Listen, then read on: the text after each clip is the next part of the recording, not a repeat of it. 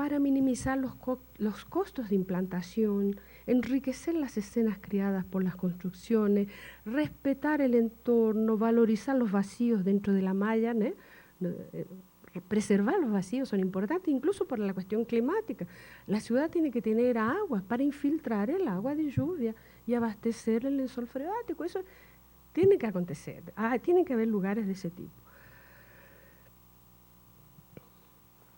Entonces, una ciudad sustentable, ¿qué es lo que tienen que tener? Estas imágenes, algunas son de Montreal, una ciudad bastante bien, que está bastante bien, con mobiliario urbano bastante bien pensado, con calzadas, recuperando un convivio muy bueno entre edificios antiguos con los edificios modernos.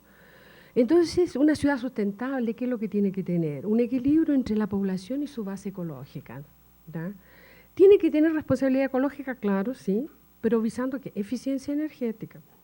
Debe haber un desarrollo y utilización de energías limpias, se deben recuperar las áreas degradadas y siempre reposición del estoque de recursos. O sea, se puede consumir, pero devolviendo al ambiente lo que está siendo consumido. En esa perspectiva, entonces, promover la sustentabilidad en las ciudades significa enfrentar varias cuestiones desafiadoras, ¿no? La concentración de la renta, algunas de esas parecen que no son cuestiones de sustentabilidad, pero todas tienen a ver. La concentración de la renta, la enorme desigualdad económica y social, el difícil acceso a la educación de buena calidad y al saneamiento ambiental, el déficit habitacional y la situación de riesgo de grandes asentamientos, la degradación de los medios construidos y natural, los acentuados problemas de movilidad y accesibilidad. Entonces, lo que se piensa es que en ese proceso de construcción de la sustentabilidad, y en especial de ciudades sustentables, un aspecto extremadamente interesante y necesario, que es el rescate de las condiciones, de las mejores condiciones de vida, ¿tá? Perdidas o perjudicadas por el proceso de crecimiento desordenado de las ciudades, ¿tá? No siempre asistimos a ejemplos de tejidos urbanos, de ciudades muy bien conservadas, muy buenas. Generalmente, cuando se puede, se viaja a algún país que tiene unas ciudades preciosas que parecen de juguete, ¿no? Y es porque justamente no hubo un crecimiento desordenado como en nuestras ciudades latinas, ¿tá? Entonces, la sustentabilidad debe ser entendida como un proceso interdisciplinar, amplio y que trasciende las diferentes dimensiones participantes de la ocupación urbana. No apenas como un objetivo final o como un equilibrio limitado a la dimensión ecológica, ¿no? Pensar la sustentabilidad como proceso y como progresiva exige la presencia y la aplicación de criterios de sustentabilidad. Por ejemplo, en esas imágenes hay intervenciones urbanas de muy buena calidad, ¿ah? Y que vinieron a completar vacíos urbanos que una ciudad, eso es Barcelona, ¿no? Es la parte del foro, vacíos urbanos que estaban extremadamente degradados, con una serie de servicios de todos aquellos que siempre escondemos, ¿no? La parte de residuos, de tratamiento de agua, de esgoto, y ellos consiguieron recuperar esa área, hacerla un diseño muy bueno, y devolverla al uso público, como todos los espacios de una ciudad debe ser, ¿no? Entonces, pensar esa sustentabilidad como proceso y como progresiva exige la presencia y la aplicación de criterios de sustentabilidad. Y ahí todavía reconocer una serie de valores, actitudes, institucionalidades, instrumentos y acciones que son sustentables, como esa que mostré, y otras que no son. Por ejemplo, la polución, desequilibrio entre la población y su base ecológica, vivir en la calle, nosotros tenemos mucha gente viviendo en la calle, un fenómeno que se está tomando cuenta de nuestras ciudades, que es una serie de condominios con muros cerrados, con un portón de acceso, desconstruyendo las calles, ¿no? Eliminando justamente uno de los espacios, uno de los elementos más importantes, que es la conectividad, ¿no? Y precariedad generalmente la habitación social extremadamente precaria en el diseño, precaria en los materiales, precaria en la infraestructura con que es tratada. Entonces, eso no es sustentable, ¿no? Entonces, esa imagen tiene al fondo esa ciudad Aguas Claras que está a casi 30 kilómetros, 20 kilómetros de Brasilia, ¿no? Del plano piloto. Es una ciudad que se construyó para viabilizar el metro, ¿tá? Y es toda de clase media, ¿no? Se suponía que todas las personas iban de metro a trabajar. Nada, todos van de auto. Entonces, yo hice esa imagen es muy buena, ¿no? Porque tiene un trabajador. ¿Quién usa bicicleta ya para trabajar? Los pobres, para paseo la clase media a final de semana. Pero para trabajar, ¿quién no puede pagar la conducción? Entonces las ciudades necesitan trabajos de rehabilitación de los espacios, ¿eh? Quizás nosotros no necesitemos construir mucho más y sí empezar a recuperar la calidad de los espacios ya construidos, ¿tá? Y todavía volver nuestra mirada para la tutela de grandes áreas libres que todavía poseen, ¿no? Recuperando las periferias, valorizando el patrimonio histórico arqueológico, reestructurando y ampliando la red urbana. También se necesita una actividad proyectual más atenta a los lugares, ¿tá?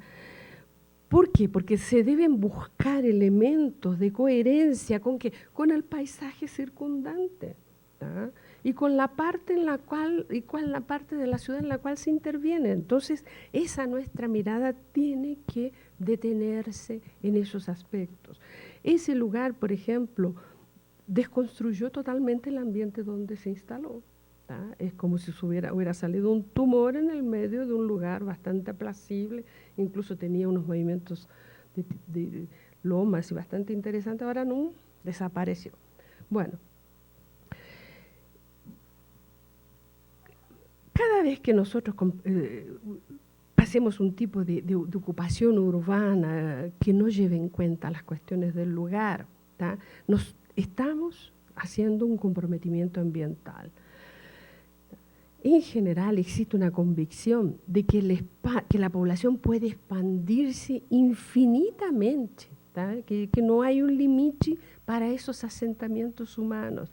Y esa es una característica muy importante porque con esa forma de expansión se está neutralizando el espacio. Cada vez que neutralizamos un espacio, le estamos tirando el valor, porque el espacio tiene el valor cada vez que tiene claras sus características y las ha conservado. Entonces, por eso es que yo digo que la ocupación del espacio en general nace de un acto de poder o de una omisión del mismo, ¿tá? Nosotros vemos que la importancia para el contexto se desarrolla por la idea del lugar, que implica en la introducción de un contenido conceptual mayor que la simple localización espacial. No es solo la forma de localización, y sí incorporar las formas de ser de ese lugar, ¿tá? Por eso que yo traje unos ejemplos que para ustedes son muy batidos, pero para nosotros no, ¿no? Tenochtitlán, Teotihuacán y Xanchán, no Perú. ¿Por qué? Porque culturas que ya olvidamos tenían profundos conocimientos del lugar y hacían casi toda la implantación a su implantación llevando en cuenta esos lugares, el relieve protector, ¿no? Conociendo las orientaciones, localizando las vías en esa dirección aparente del sol, de la luna, con profundos conocimientos del lugar. Nosotros no sabemos hacer eso. Lo máximo que podemos saber es cuál es el impacto que va a tener en el valor del metro cuadrado.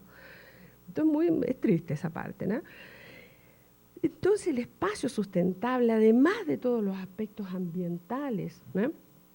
Ustedes ven que se refiere a la manutención y preservación de la diversidad de culturas, valores y prácticas existentes que integran a lo largo del tiempo la identidad de los pueblos.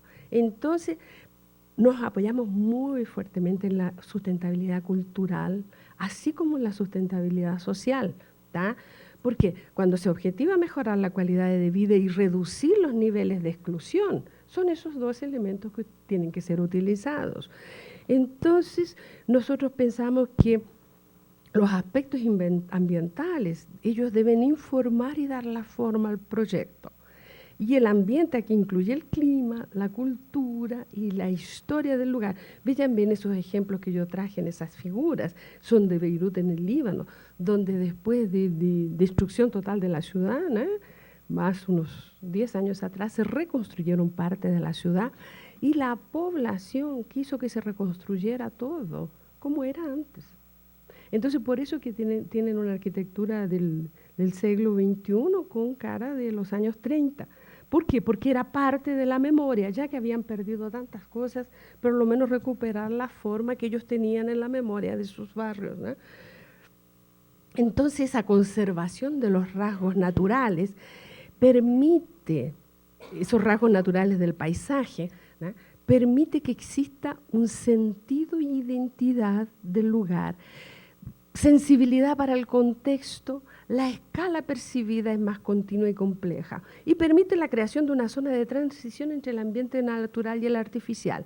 Ese es un modelo del terreno que abriga Brasilia, ¿tá? Esa manchita azul, déjame ver si la apunto aquí, ¿no?, es aquí, es el lago Paranoá y aquí que está el plano piloto de Brasilia. Y estas todas son unas elevaciones que allá se llaman chapadas, ¿no?, que rodean ese sitio, ¿tá? Entonces esto es más alto, viene bajando, levanta aquí un domo y baja de nuevo en dirección al lago, que es un lago artificial que fue construido con el represamiento de un río. Entonces, van a ver por el tipo de proyecto que hizo Lúcio Costa de Brasilia, que el paisaje y el lugar y las formas naturales del terreno constituyeron las bases del proyecto. Y eso es muy importante, ¿tá?, en cualquier otro contexto también. Entonces, la percepción del paisaje revela un modo de elegir, evidenciar y tomar conciencia de las cualidades que están presentes en un determinado lugar. Lúcio Costa hizo una acertada lectura del sitio, acomodó su proyecto a la forma existente.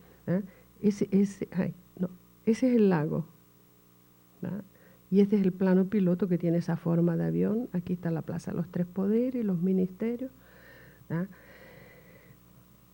Entonces, él estableció un vínculo con el espacio, ¿tá?, y localizó en el punto más alto el eje que divide los dos lados, el norte y sur de la ciudad.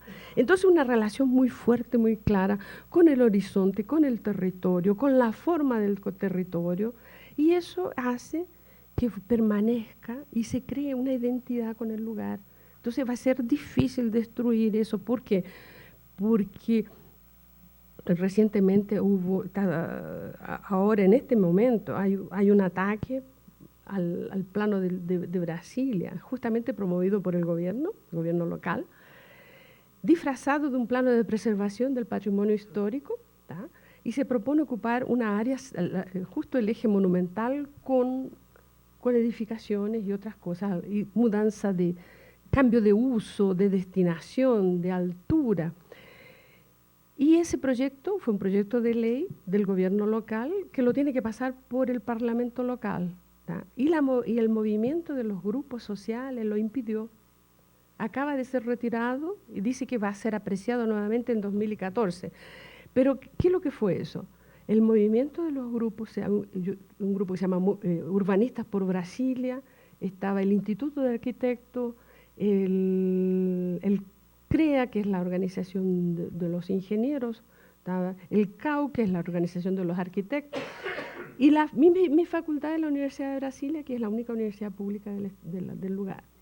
El movimiento público, y conseguimos parar por lo menos la apreciación de la ley en este momento. No sé por cuánto tiempo esa defensa, pero ¿por qué se defiende la ciudad? Porque es un lugar único, porque la población consiguió crear lazos con su lugar, ¿tá?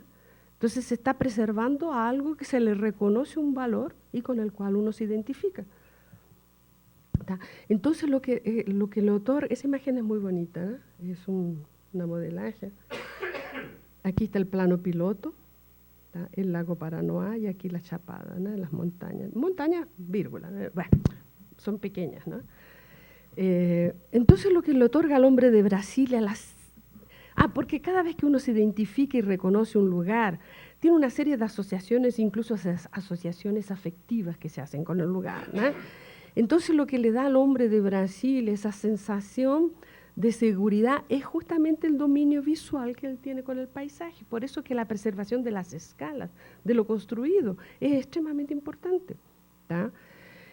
Entonces, ese sitio que recibió Brasilia al mismo tiempo lo protege y le revela su orden cósmica. Nosotros tenemos un horizonte de 360 grados.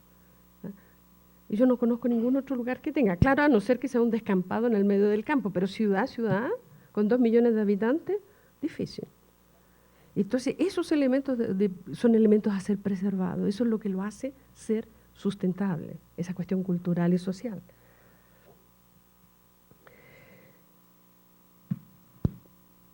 ¿Qué es lo que hacemos? Para trabajar estas cuestiones de la sustentabilidad en la parte urbana, tenemos que entender cómo trabajan los diferentes materiales de la ciudad. Por eso que hablamos que tenemos un clima especial, que es el clima urbano, ¿tá? Entonces la cultura y el clima de un lugar han sido a través de todas las épocas productoras de ideas muy originales, ¿tá? Y que permiten esa preservación de valores. Ese es un sector en Brasilia, ¿no? Y a través de ese sector yo muestro así los diferentes valores de los diferentes materiales. Entonces, esa capacidad de absorción y reflexión de los materiales urbanos, nosotros la trabajamos mucho en nuestras disciplinas, ¿no? en nuestro contexto, porque justamente demostrando que si cambias algunos de esos porcentajes, ¿qué vas a hacer? Vas a comenzar a disminuir la humedad, que en nuestra ciudad, que tenemos 6 meses de seca profunda, es muy importante resguardar la humedad que está en el suelo. Entonces, esta cuestión urbana la tratamos desde el lado ambiental, pero conociendo lo que la morfología urbana puede producir y los materiales locales, ¿eh? Aquí tenemos también imágenes de Brasilia. Este es el sector comercial norte. No, este es el sector comercial sur y este es el sector comercial norte. Este aquí es el eje, se llama eje rodoviario. Divide el este del oeste, ¿tá? Que es la parte residencial. Entonces, ese entendimiento de los porcentajes que tenemos de materiales diferenciados y cómo ellos propician o no, ¿sabe? La evapotranspiración, el escoamiento de las aguas superficiales, ¿no? Nosotros ya asistimos en Brasilia un elemento que no era para acontecer. Tuvimos enchentes. ¿Cómo se llama? ¿Ah? Cuando hay mucha lluvia y no hay posibilidad de escoar rápidamente la lluvia y alagamientos, ya, alagamiento, sí. Inundación en Brasilia, cuando el sistema de infraestructura es monstruoso. Nosotros tenemos una infraestructura que es para escoar rápidamente, pero una lluvia muy intensa, porque allá llueve muy intenso. Pero en un segundo el suelo se seca, bueno, nosotros ya tenemos alagamientos. ¿Ah? En 50 años de existencia. Imagina lo que va a pasar después. ¿Ya? Eso es lo que es preocupante, porque se está ocupando la ciudad sin esa noción del tipo de material que estás implantando. Tiene que haber material poroso para infiltrar, no puede ser todo impermeable. Entonces, esos porcentajes son importantísimos que los trabajemos en nuestra área, ¿tá? Entonces, nosotros vamos trabajando en esta área de conocimiento, pero son porcentajes de áreas permeables, impermeables, ¿tá? Pero con un propósito, ¿no? Vemos también los tipos de materiales. Ese es el sector comercial norte, ese es el esquema. ¿Y qué es lo que son los edificios? Todos de vidrio, ¿tá? Cajas de vidrio para nuestro clima tropical. Terrible, ¿no? Estamos a 14 grados del Ecuador. O sea, pueden decir, no es mucho, pero sí, es tropical, ¿no? Entonces, los materiales superficiales tenemos que cuidar, ¿no?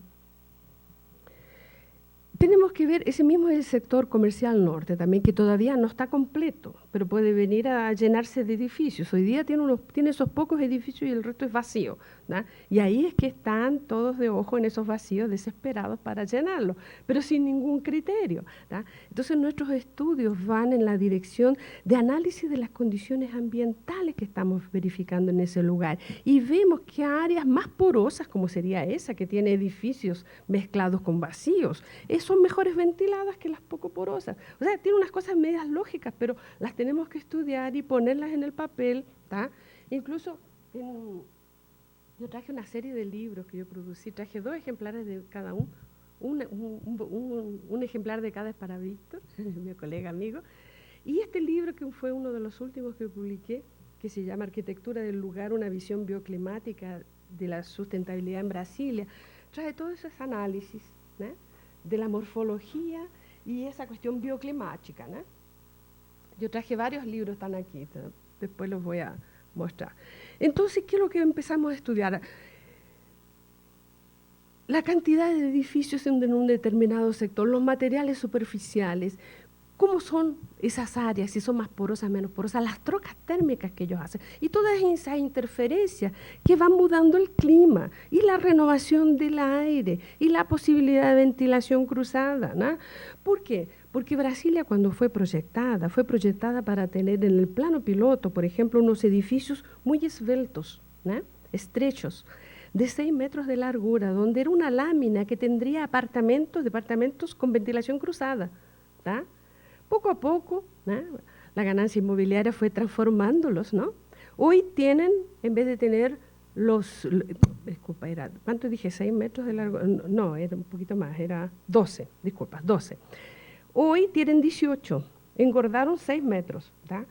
Pero la proyección donde se tienen que implantar es la misma, porque fue la dibujada, la proyectada al inicio.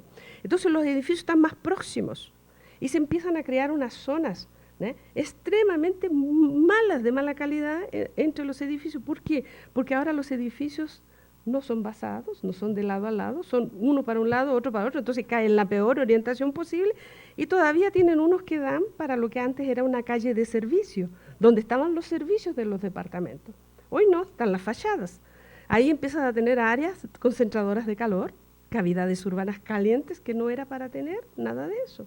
O sea, fue proyectada bien, pero no se proyectaron bien los hombres que tenían que vivir en ella, más o menos eso. No, pero falta. Hay mucha legislación, pero no se aplica. Entonces, no es falta de legislación, no es falta de conocimiento, porque la universidad pública, nosotros estamos el día entero produciendo y colocamos todo ese conocimiento a disposición. O sea, no es falta de conocimiento. ¿Tá? Entonces, esto, por ejemplo, es una supercuadra que empieza a cambiar el padrón ese que había proyectado Lucio Niemeyer, ¿no? Entonces empezamos a tener edificios que empiezan a tener un cierto juego, pero peor a la cuestión ambiental, ¿no? Hay unas grandes, no sé lo que aprieto, pero unas grandes sombras de viento, cuando siempre teníamos así todo ventilado, muy bien ventilado, ¿no? Y sabiendo que el resfriamiento del espacio abierto y de la envoltoria del edificio solo puede mejorar significativamente por la acción del viento. Y que en Brasilia tenemos una buena cantidad de viento que viene toda del lago, que está en el este, y entonces viene humidificada, que está muy bien. O sea, fue muy bien pensado, pero bueno, la estamos embarrando todos los días, ¿no? Entonces, esto es lo que yo decía, esos edificios, ¿no?, que fueron cambiando y crearon esas zonas, ¿tá?, que acumulan calor. ¿Por qué? Porque las propiedades térmicas de los materiales son las mismas. O sea, tú estás creando pequeñas estufas ahí, ¿no? Y vas a necesitar más ventilación, solo que ya no vas a poder tener más ventilación porque ya la frenaste en el edificio anterior. Bueno, entonces, esas cosas estudiamos, así el balance energético, el conforto, ¿no?, en los estudios que hacemos en el... ¿no? Todas estas son supercuadras, ¿no? Esa, si no me engaño, sí. Esa es una de las más típicas. Fue proyectada por Lucio Costa y construida por Niemeyer, que es la 308 Sur, que es el cartón de visita, ¿da?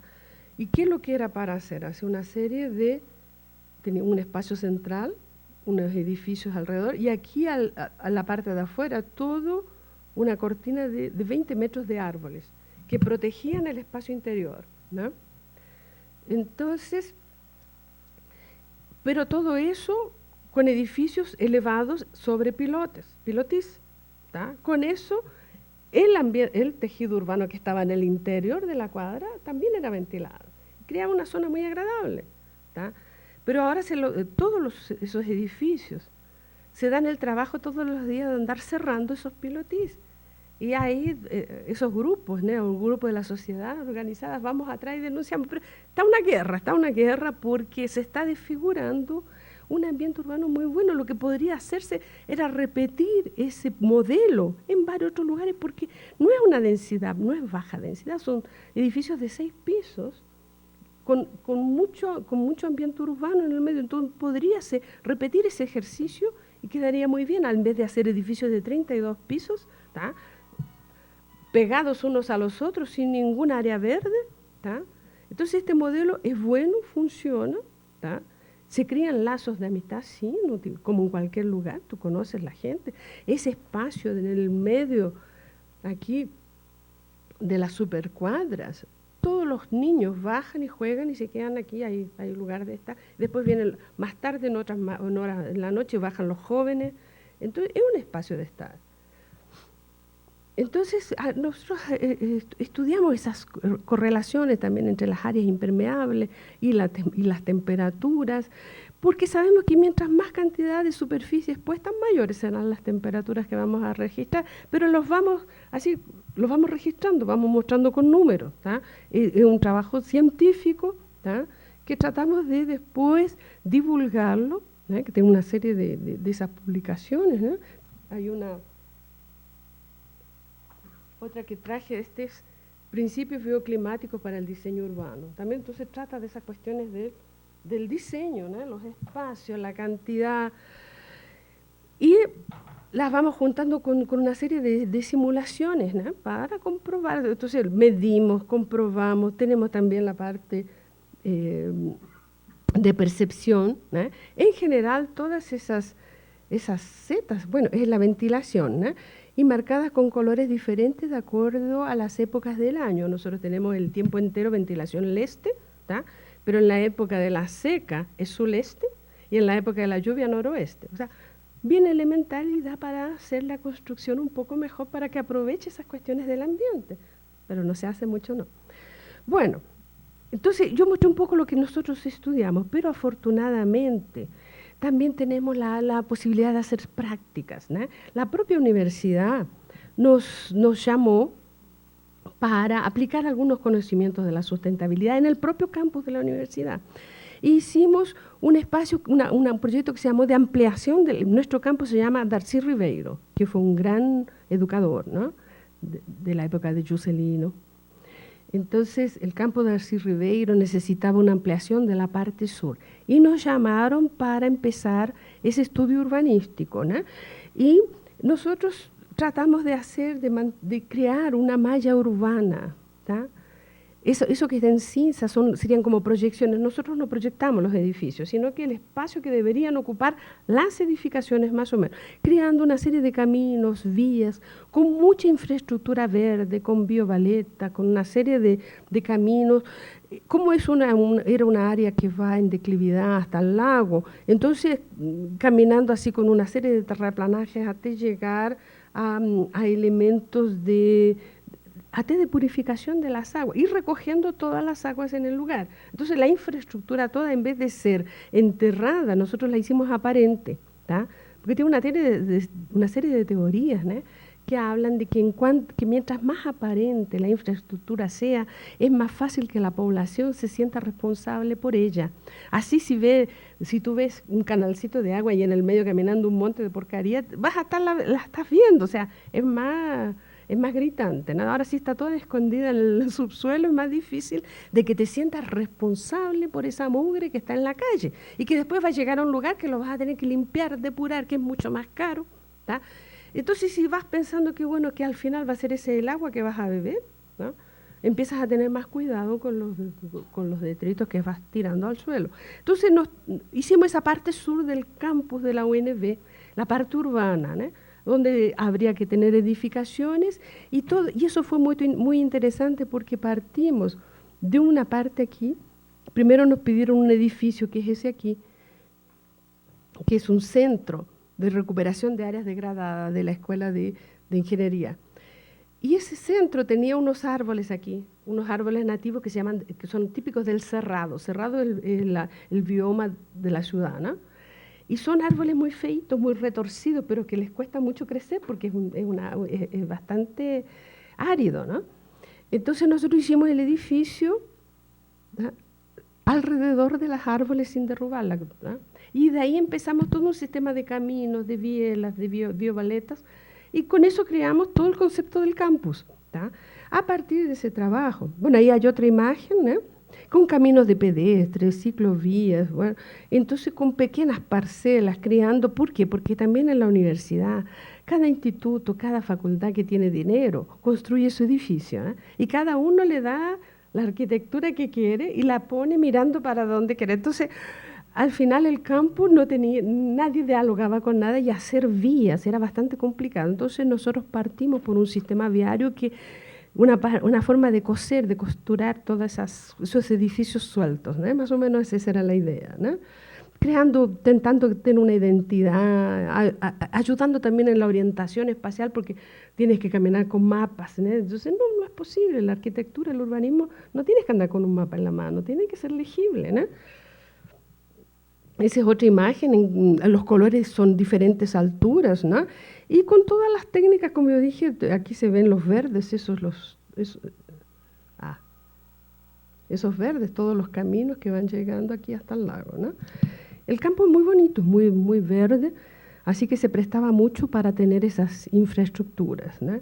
Entonces, nosotros hicimos ese proyecto, aquí hay unos dibujos de esas infraestructuras, ¿no?, todos los espacios verdes proyectados con esa, para que pudiera tener actividades de permanencia, ¿no? Entonces, hay necesidad de crear esos espacios, no pueden ser solo lugares de pasaje, tienen que ser de permanencia también. Entonces, toda esa infraestructura verde. Bueno, y de ahí tuvimos la otra experiencia, en que la Universidad de Brasilia creció mucho en estos últimos gobiernos, y por primera vez llegó dinero a la universidad para que tuviera otros campus. Y la universidad creó más 3 campus en ciudades a 30, 40 kilómetros del plano piloto, ¿tá? Y nosotros proyectamos dos de esos campus. Proyectamos de la ciudad de Gama, que está en la parte sudoeste del plano, a 40 kilómetros, y Ceilândia. Este es Ceilândia. Esto que está aquí nosotros también no proyectamos los edificios, sino que solo el plano urbanístico, pero damos las alturas, distancia entre los edificios, ¿no?, y más o menos todo hecho con los caminos llenos de verde, las calzadas y también todas las infraestructuras verdes, ¿no? ¿Y qué es lo que hacemos? Llevamos a este lugar que está a 30 kilómetros del plano, que es un lugar muy pobre, dijimos, allá debe haber una edificación que recuerde en alguna forma el campus de Brasilia. Y el campus de Brasilia se caracteriza porque tiene un edificio enorme que se llama Minhocão, de 700 metros de largo, no, de largura, no, sí, ya, de extensión, extensión. Y entonces creamos también un edificio grande para que tuviera justamente identidad, para que se sientan identificados con el campo madre, que es el campo de Brasil, del plano piloto, ¿no? Entonces esa superestructura, ¿no?, sería la espina dorsal del campo, todo eso con edificios, con espacios abiertos. Las actividades no las hicimos muy rígidas, una sectorización muy rígida para que hubiera, ¿sabes? Tú le das el paso inicial al urbanismo, entonces creas algunas situaciones, pero no las defines completamente. Eso se hace a lo largo del tiempo, ¿no?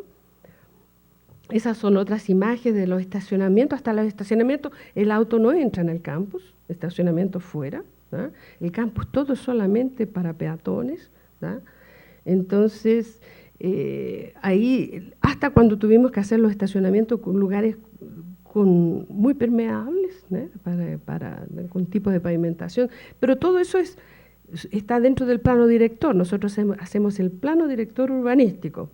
¿Tá? Lo que se pueda llegar de aquí a, no sé, a 50 años, no sé qué va a pasar, pero por lo menos está el plano director urbanístico, a ver si lo siguen, que tiene todos esos conceptos de urbanidad, de urbanismo, de lugar, de identidad, ¿no? Y todos los otros que son propios de nuestra área, de bioclimatismo, obviamente, claro.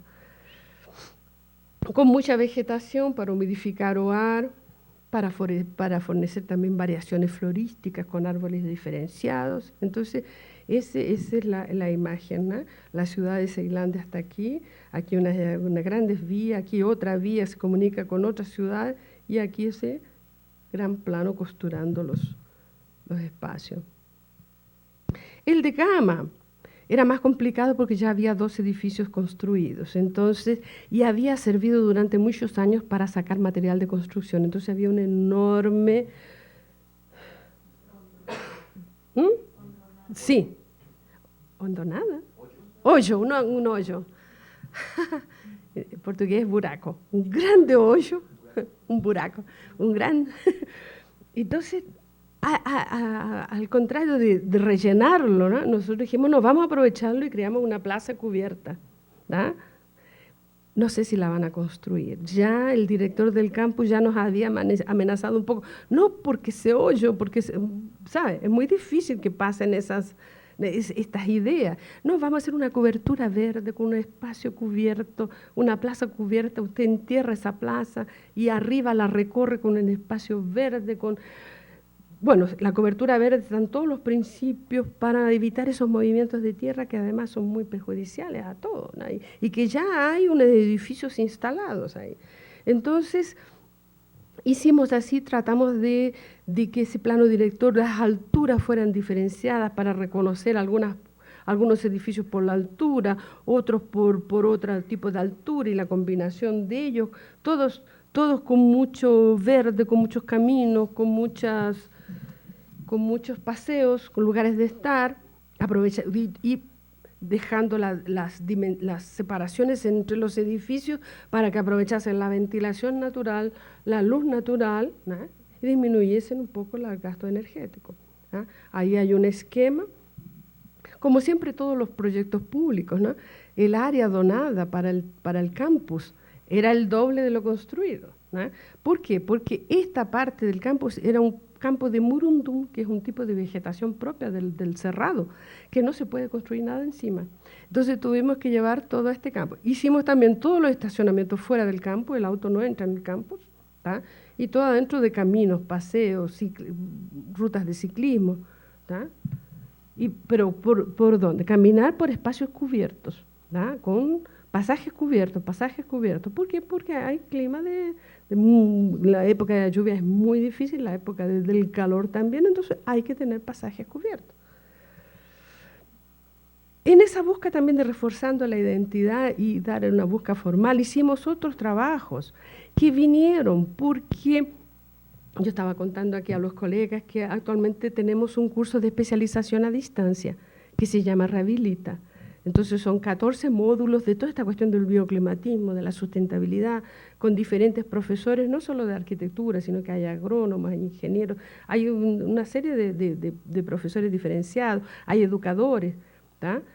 Y que trabajamos la rehabilitación. ¿Por qué? La rehabilitación de los espacios ya construidos, porque hay esa idea de que no hay que seguir construyendo tanto y sí mejorar lo existente. ¿Tá? Ese mejorar lo existente significa en esa rehabilitación y que nosotros por esa especialización que tenemos es ambiental, claro, porque trabajamos con los elementos ambientales naturales en lo posible. Y ahí, con ese curso de rehabilitación, el curso a distancia, nosotros conseguimos dar clases para el país entero, que es un país continente enorme, ¿no? Dimos clases para todas las ciudades y conseguimos una red de alumnos que trabajaban y pidieron que hubiera un convenio entre el Ministerio de la Salud y la Universidad de Brasilia. ¿Para qué? Para mejorar y rehabilitar los edificios de una área muy específica que ellos trabajaban, que eran los hemocentros. Hemocentros donde se capta el sangre, ¿sí? El mismo nombre aquí, ¿no? Sí. Entonces nosotros hicimos una serie de bancos de sangre, exactamente, que son allá, son del Estado. ¿Tá? El único lugar en Brasil entero que no hay bancos de sangre del Estado es en Río Grande do Sul, que es Porto Alegre. Y la sangre es muy cara, producir sangre es muy caro. Entonces, por ejemplo, en la red pública, captando sangre de donaciones, una bolsita de sangre vale 120 reales, ¿no? Que sería $50. No sé, después veo. Pero en la red privada vale 1.200.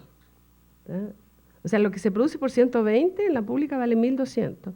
Entonces es un súper negocio. Por eso que le importaba al Estado reformar, ellos decían reformar, pero nosotros decíamos rehabilitar los espacios construidos.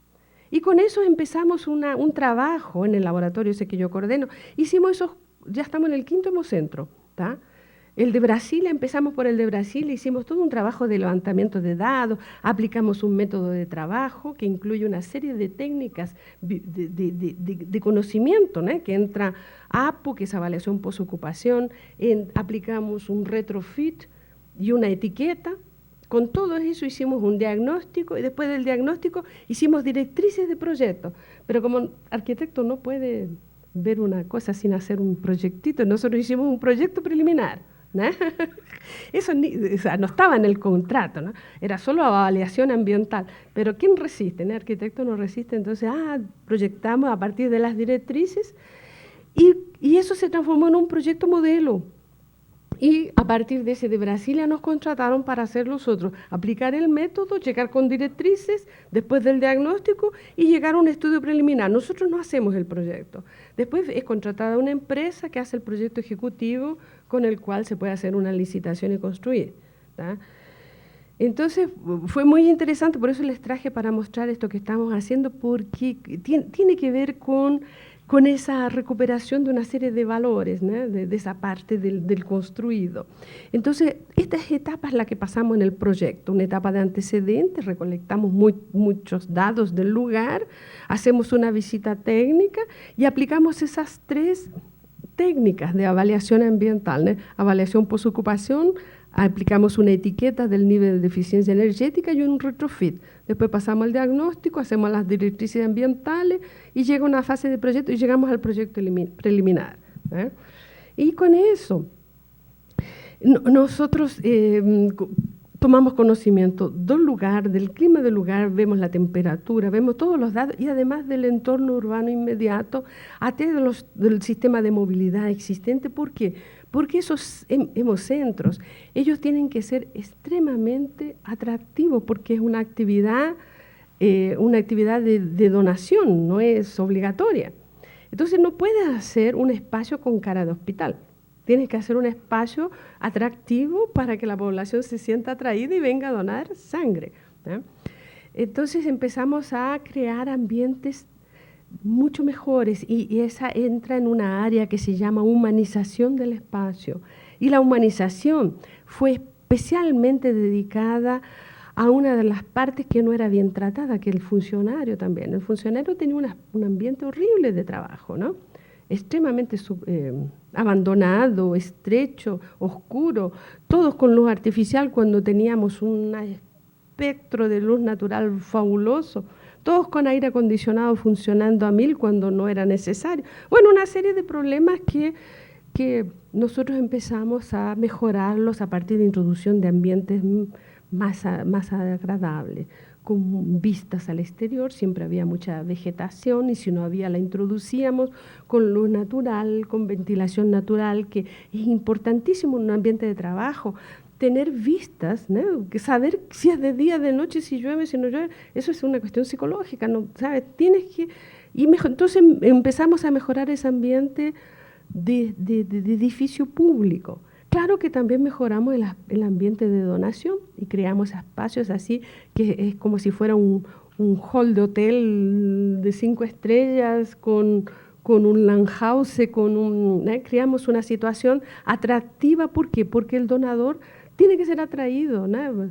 Antes que llegue alguien a pincharle una aguja, ¿no? Tiene que quedarse en el lugar. Y justo cuando estábamos haciendo ese estudio, que no éramos especialistas, vimos era el Día Internacional de la Donación, y vimos unas noticias de Japón. Y Japón había innovado mucho en la parte de atractividad, ¿no? ¿Por qué? Porque el foco de ellos eran los jóvenes. Claro que tienen que ser los jóvenes que van a ser, que tienen más futuro como donadores. Y creó espacios en una serie de lugares donde el futuro donador entraba, pero podía estar ahí, permanecer, tomar café, tenía una biblioteca, tenía tipo Landhaus, tenía revistas de cuadriños, y donaba si quería, nadie lo obligaba. Iba, comía, tomaba lunch, ¿no? Y se iba si quería. Y con eso los jóvenes iban tomando confianza con un lugar, y de repente un día se transformaban en donadores. Entonces nosotros más o menos quisimos hacer eso también, ¿tá? Y pasamos por todas las etapas de avaliación ambiental de un edificio, ¿no? Entonces verificación de una serie de la inserción urbana, de la incidencia de la radiación solar, hicimos las máscaras de sombra, aplicamos la etiqueta, que en todos ellos inicialmente solo por el tipo de envoltoria no daba tan mala, más cuando después tenías que aplicar los otros criterios, todas ellas bajaban muchísimo, ¿no? Esta es una planta, este es el hemocentro de Río. Lo que está en lilás es el área del donador. Entonces hicimos un espacio más fluido, más agradable, con verde, ¿no? con lugares de estar, con espacios que no fueran muy confinados, todo muy comunicado. Bueno, esas fueron todas las introducciones, ¿no? Esta parte aquí lateral, después de que habíamos hecho esto, la directora consiguió más 3 casitas aquí y dice, podemos ampliar. Ahí construimos una parte de una biblioteca, una parte para el público. Bueno, fue creciendo esa idea, ¿no? Y lo que mejoramos mucho es la envoltoria. Entonces propusimos, porque el edificio permanece como está, lo que mejora son la eficiencia de él. Entonces, brises, pero adecuados a la latitud del lugar, ¿no? Mucha sombra, lugares de estar, lugares verdes, ¿no? Este es el de Ceará, en Fortaleza, en el norte de Brasil. También empezamos siempre los estudios con esa inserción urbana, las calles, los vientos dominantes, ¿no?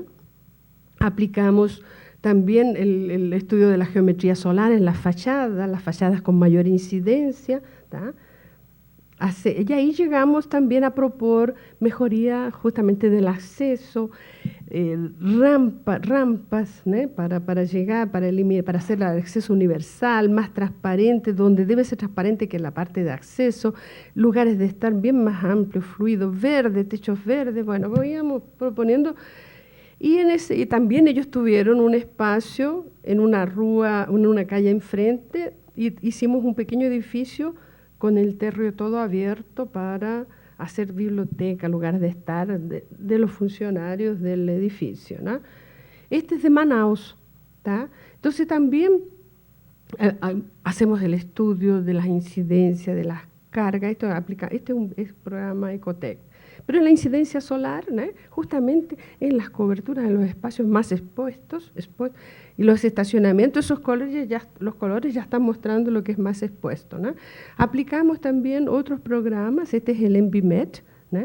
Trabajamos ahí la temperatura, la humedad, la velocidad de los vientos, y casi todos van dando la misma lógica, ¿no? Todos esos espacios muy abiertos o muy confinados son los con las peores condiciones ambientales, ¿no? Entonces nosotros empezamos a proponer las cosas para mejorar, disminuir la carga térmica. No es ningún misterio, lo único que necesita es más sombra y más sombra, ¿da? Si no puede llegar la ventilación natural, por lo menos sombrear y disminuir esa carga, mejorar la calidad también superficial de los materiales, los colores especialmente, y la en Manaus, que es muy húmedo, ¿da? Tenía muchas patologías, las superficiales, ¿no? Muchos fungos, ¿no? Por los hongos, por la humedad. Entonces también trabajamos esa cuestión de los materiales. Ese es otro programa, yo tengo en el grupo que trabaja, nosotros tenemos más de 20 personas. Hay un alumno de doctorado, ya es maestro, ya está estudiando, y él está estudiando la especialidad, él es la ventilación. Entonces él es el que trabaja este programa, ¿no? este aquí, CFD, que es especial para balear a ventilación. Entonces, el trabajo se hace en grupo con los estudiantes, ¿no? Mestrandos, doctorandos, iniciación científica y colegas. ¿Por qué? Porque universidad pública no tiene un equipo de de investigadores. Hay que trabajar con los alumnos y las tesis de ellos dirigidos a alguna, ¿no?, especialidad, y que eso contribuye, como el laboratorio es de pesquisa aplicada. Entonces nosotros conseguimos lo que pesquisamos, vamos a decir, con pesquisa pura, conseguimos aplicarla, yo encuentro que es un privilegio que estamos teniendo así fabuloso. Hasta ahora yo encuentro muy bueno. Y bueno, en esos análisis que hacemos del lugar tenemos que ver en qué zona climática se localizan. Por ejemplo, Manaos es la zona bioclimática número 8, que tiene unas necesidades especiales. Modelamos, hasta llegarmos a algunos estudios, casi todos ellos son en cuanto a la inserción urbana, la inserción social, la cuestión de identidad, comunicación visual, seguridad, accesibilidad, dar prioridad al peatón, humanización, conforto, claro, ¿no? Aprovechamiento de los recursos naturales, lo máximo que se pueda, revitalizar las áreas públicas y optimización de los flujos internos, ¿no? Porque como es área de salud, hay unas cosas que no se pueden cruzar, tiene que ser, bastantes tanques. Y en ese sentido empezamos, y como los edificios van a permanecer, entonces mejoramos la ambientación de ellos, entonces más cobertura, cubrimos los espacios públicos en la medida de lo posible, aquí había un pasaje entre una vía, una gran vía aquí, y nosotros enmendamos y hacemos que la persona, si cruzó, puede subir a esta cobertura y cruzar a otro edificio. Aquí también hay un declive muy grande. Bueno, una serie de elementos que vamos incorporando, no es solo el edificio. Hicimos algunas cosas interesantes, por ejemplo, una serie de coberturas sobrepuesta a la existente, que también pedimos que se modifique porque es muy oscura, pero llevando algunos elementos culturales. Por ejemplo, Manaos es el encuentro de las aguas, y ahí dijimos que vamos a crear unas coberturas sobrepuestas a la existente que recuerden un poco ese movimiento de las aguas. Entonces hicimos unas ondas, creamos también una parte porque había que tener una cerca, con un tipo de trama de tejido que recuerde un poco el tejido indígena. Bueno, llevamos hacemos esos recuerdos de elementos culturales de la región, ¿no? Esta aquí es la planta, ¿no? Con todos. Creamos a la entrada, abrimos una parte con una serie de caminos de entrada para hacer más, disminuyemos mucho el estacionamiento, lugares de estar, paseos, incorporar, para que no aparezca un edificio completamente cerrado, para que quede más incorporado al ambiente, ¿no? Entonces hicimos esta punta así con una serie de, rampas, pero al mismo tiempo unas escalas, un jardín, paredes verdes, los techos, paredes, otras coberturas verdes, siempre ampliando los lugares de estar, de permanencia. Aquí es una parte muy estrecha, pero hicimos una serie de infraestructuras verdes que al mismo tiempo se transformaron en un lugar de estar, un lugar de parque. Hay otra vista de ese mismo edificio. Y este fue el primero que hicimos, fue Brasilia, ¿tá? Este es el Hemocentro de Brasilia, este es un edificio existente, ese también, y este no, estaba solo en proyecto, pero igual nosotros lo localizamos para ver cómo sería la interferencia en la ventilación natural, ¿no? Y propusimos para todo ese edificio vamos a decir, forrámosele todo con un elemento de disminución de las aberturas, porque es un mal del siglo XX, ¿no? 2021, hacer los edificios todos de vidrio sin pensar realmente en las necesidades que tiene de abertura para recibir la luz natural. Entonces recibes no solo la luz natural, como toda la radiación, y después tienes que darte un enorme trabajo para retirar ese calor extra que introduciste al ambiente. ¿tá? Mucho aire acondicionado, mucho gasto de energía, poquísima eficiencia energética. Entonces nosotros propusimos un tipo de elementos sobre las fachadas, ¿tá? con aberturas diferenciadas de acuerdo a las necesidades. Más chiquita en los laboratorios, esta en la parte administrativa, bueno, y con un elemento que incluía una captación de ventilación, la hacía introducir al ambiente interno, además una pratelera de luz y brises, y aquí es por dentro del ambiente donde estaría la cantidad de luz que entraría, cómo bloqueamos la radiación y además llevar la ventilación. Entonces hicimos brises, cubriendo el edificio, y mejoramos esa, como había posibilidad de ventilación, mejoramos, potencializamos eso, ¿no? Y así que es la idea, ¿no?, que tenga esos elementos, que tenga una estructura de concreto, ¿no? Y esto era todo de vidrio. Nosotros disminuimos con esos elementos grises, ¿no?, diferenciados. Hay otras imágenes, porque hicimos algunas otras cosas también. Esta era una pared oeste, pusimos una pared dupla verde, hicimos una cobertura verde con una serie de elementos para los funcionarios, lugares de estar, de gimnasia laboral, jardines, lugares, ¿sabe? Toda esa parte de la humanización. Entonces, eso es lo que es como si nosotros fuéramos juntando todos los elementos para crear ese ambiente más sustentable, ¿no?, que pasa justamente por descubrir lo que es realmente importante para esas personas y para el edificio, ¿no? Era eso lo que les traje para mostrar. Muchas gracias.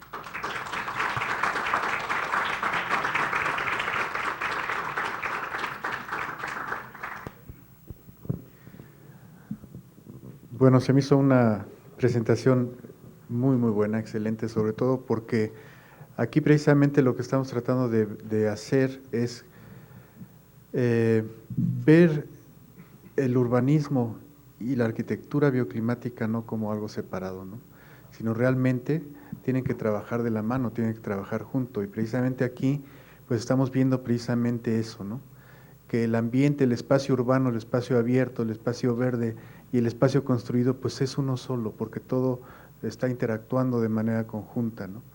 Entonces, a través de estos proyectos que nos mostraste, pues vimos precisamente que el diseño pues se tiene que ver desde todos esos ámbitos de espacio urbano y espacio construido, ¿no? Una cosa que se me hizo también muy importante, pues es esto de entender a la sustentabilidad, no solamente como sustentabilidad ambiental o sustentabilidad tecnológica, sino más bien sustentabilidad cultural y sustentabilidad social, ¿no? Entonces creo que pues da para mucho esta presentación. No sé si pasamos a una serie de preguntas, no muchas porque ya está aquí la siguiente presentadora, pero tenemos tiempo yo creo para unas par o tres preguntas. Sí, doctora, mi pregunta va al respecto de los costos de estos hemocentros comparados con un hospital y bueno, sobre todo haciéndolos también, porque aquí por lo general los bancos de sangre son en los hospitales y son de lo más impersonal y de lo más horrendo, pero digamos, comparado con un hospital, los costos como operan, digamos, en promedio, si es que se tiene ese dato. ¿Costos de construcción de esa rehabilitación? Mira, nosotros, como dije en el inicio, no hacemos el proyecto ejecutivo que calcula los costos, ¿no?, pero tenemos un elemento que es un argumento muy bueno, porque como nosotros hacemos el retrofit dentro de los métodos de análisis, entonces nosotros sabemos la cantidad de energía que ellos están pagando, ¿tá?, y en general es altísima.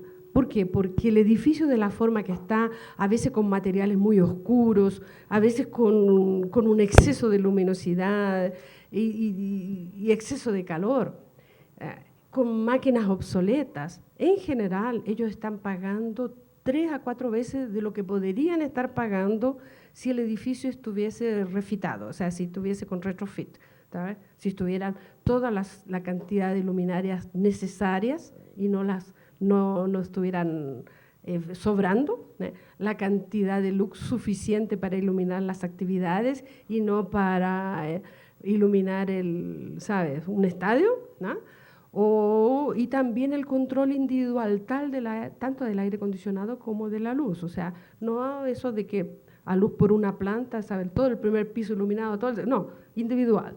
Todo eso es una economía de energía enorme. ¿Tá? Pero no solo eso, nosotros a todos esos costos le sumamos los costos sociales.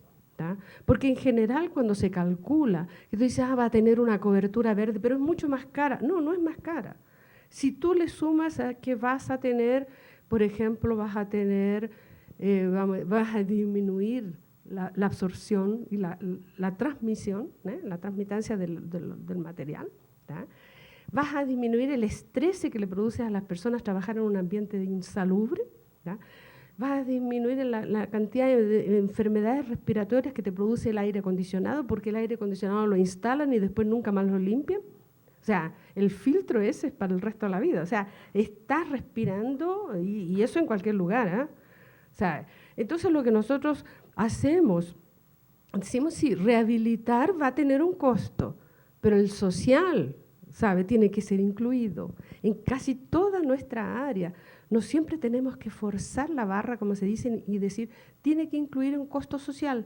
Porque, por ejemplo, trasladar la energía eléctrica a 4.000 kilómetros es un costo social, sí, porque tuvo que hacer una hidroeléctrica ya a reventar las poblaciones locales, el suelo, la biota y todo, y después trasladar esa energía a 4.000 kilómetros y, ¿sabe? Con transformadores. Eso tiene un costo social. Entonces, si nosotros decimos, estamos incorporando, vamos a decir, colectores o algunos otros elementos, ¿no? Que trabajen las energías naturales, elementos de ventilación natural, es un costo social. Entonces, el costo total yo no sé porque nosotros no hicimos el proyecto ejecutivo, pero nosotros lo asesoramos.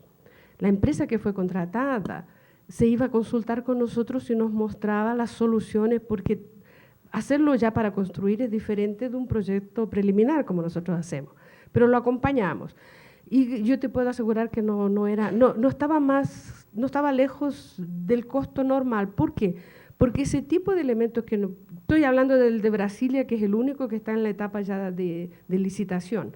Los elementos que propusimos en la fachada son elementos que van a tener que ser producidos, y casi todos los elementos de escuadría en Brasil se producen especialmente edificio a edificio. No hay una industrialización de las edificaciones, entonces el costo es lo mismo en cantidad de material y va a mejorar muchísimo el ambiente, la luz natural, todas esas cosas. Bueno, felicitarla por su ponencia.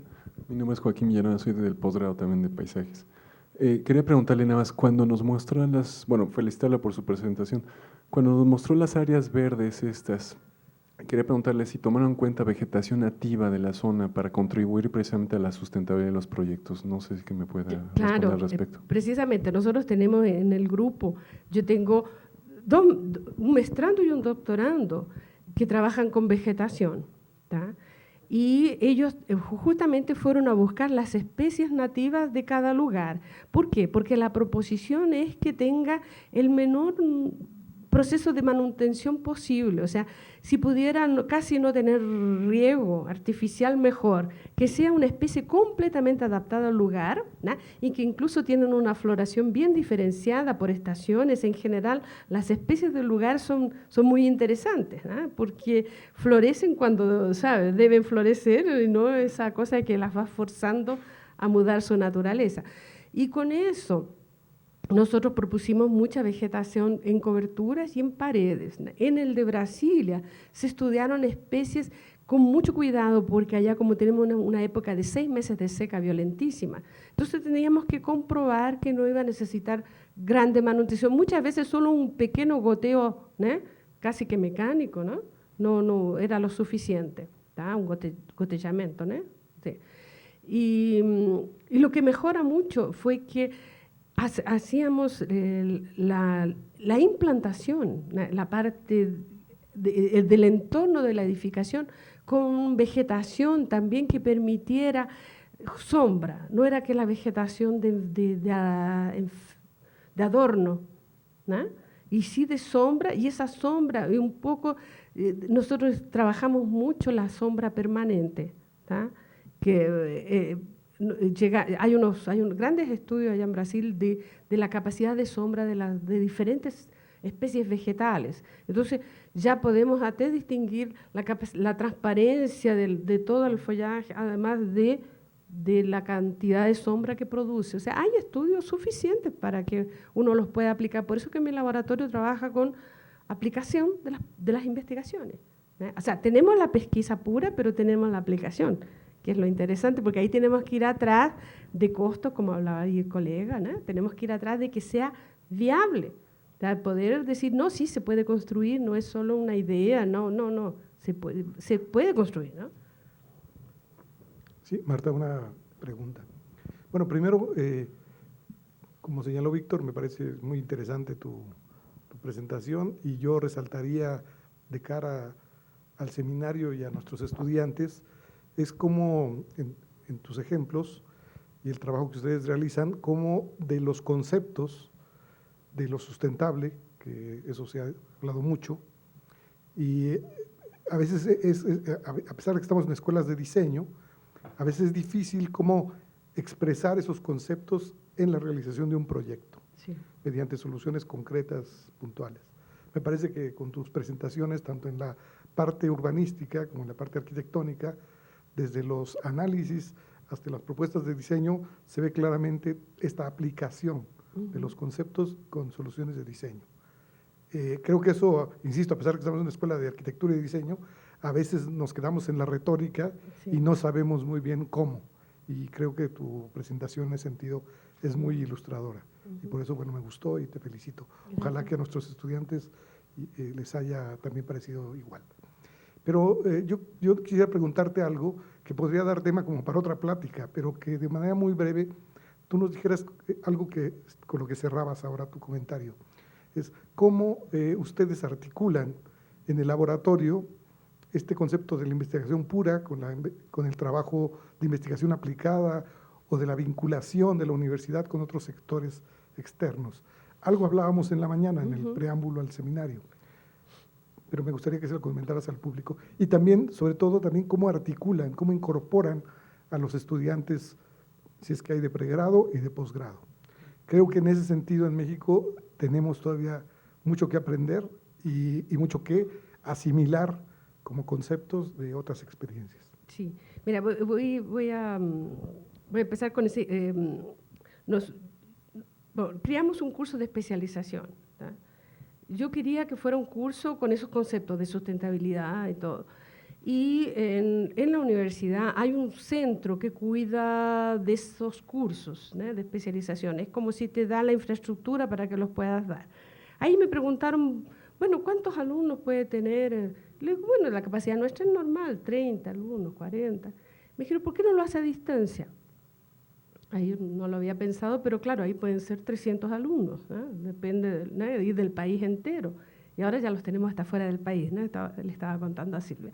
Pero ahí, en ese curso que yo crié, nosotros tuvimos que crear unos módulos de conocimiento, ¿no?, para ir impartiendo el curso, ¿no?, y fue así como si fuera un Zoom, ¿no?, desde lo urbano, desde planeamiento urbano, viene el planeamiento, ¿no?, viene el urbano, diseño urbano, viene la parte más próxima, morfología y bioclimatismo, y llegamos hasta el edificio, ¿tá? Cuando hicimos ese curso, ahí tuvimos muchos alumnos, porque en Brasilia están todos los ministerios y están todas las instituciones y representaciones, entonces tuvimos muchos alumnos que eran del Estado, ¿tá? Bueno, ellos consiguieron divulgar ese curso, que estamos en la 5ª edición, ¿tá? Y con eso nos procuró el Ministerio de la Salud y nos dijo que tenía mucha preocupación con los edificios. Ellos tenían edificios en todo el país, miles de edificios, y todos ellos presentando algún tipo de problema físico o ¿sabe?, aumentando el índice de, vamos a decir, de ausencias de los funcionarios, de ser poco atractivo. Bueno, entonces ahí se firmó un convenio entre el Ministerio de la Salud y la Universidad de Brasilia. Entonces lo firmó el rector de la universidad con el ministro, ¿tá?, como un gran guarda-lluvia, ¿no?, donde podrían entrar los proyectos. Y ahí nos pidieron que nosotros hiciéramos un proyecto con el título del curso, Rehabilitación Ambiental Arquitectónica Sustentable. urbanística y arquitectónica sustentable. Entonces nosotros tuvimos que crear un método de trabajo. Ahí, nosotros ya habíamos trabajado en el campus, habíamos hecho el trabajo del campus. Entonces teníamos ya un método de avaliación ambiental, porque habíamos hecho ese trabajo para el campus. Y cuando hicimos el trabajo del campus, yo también, uno hace una llamada y vienen todos los interesados en un trabajo de equipo, ¿no? Pero para estos que era un convenio, yo trabajé con los alumnos, ¿no? Entonces incluimos alumnos de graduación, ¿tá? Que son la iniciación científica, ¿tá? Alumnos de posgraduación, que incluía alumnos de especialización, de maestría y de doctorado. Cada uno de esos alumnos tiene su plano de trabajo, pero nosotros al trabajar en el proyecto, ellos eran remunerados, ¿tá? Poco, ¿eh? Igual que nosotros, los profesores también, poquito, no es, nadie se hace rico, ¿eh? Pero lo que vale es que es gratificante porque no es, o sea, como decías, ¿no? Pesquisa pura, de repente dice, ¿cuándo voy a poder aplicar? ¿Cuándo? Bueno, ahí se nos dio la gran oportunidad de aplicar. Entonces, cada alumno, desde su área específica, ¿no? Yo tenía un alumno que estaba estudiando las cavidades urbanas, que eran los espacios entre los edificios. Entonces, todo lo que él había estudiado y los software que había aprendido, los llevó al proyecto. Yo le digo, bueno, tú vas a estudiar la parte urbana de las cavidades dentro de ese espacio urbano. Bueno, había ese doctorando que él ya hizo, es un alumno que ya hizo especialización, hizo el maestrado conmigo y ahora es alumno de doctorado, y se especializó en ventilación. Entonces él va atrás de los software especialistas y nos trae el conocimiento específico. Cada uno viene con su especialidad, ¿tá? Entonces nosotros tenemos un equipo de especialistas y al mismo tiempo tenemos un montón de alumnos de graduación, ¿no? Interesados en venir al laboratorio, además de los de iniciación científica que ya son becarios, ¿no? Los otros son alumnos normales de la graduación, pregrado, ¿no? Y se junta un grupo interesado y vienen atrás y además de eso tenemos un laboratorio, que es un laboratorio muy simpático, ¿eh? Está nuestro edificio fue hecho por Niemeyer, ¿eh? Y nosotros estamos en un subsuelo, ¿no? Que tiene unas ventanitas chiquititas. Entonces nosotros hicimos lo siguiente, lo reformamos y disminuimos el área, pero hicimos un jardín en el subsuelo alimentado por la luz de las ventanitas y también por la iluminación artificial, confieso, porque si no las plantas no resisten, ¿no? Y pintamos con color y quedó un espacio muy bonito, muy agradable de estar, a pesar de ser un subsuelo, ¿eh? Y ves la luz del día, ves la luz de la noche, qué sé yo.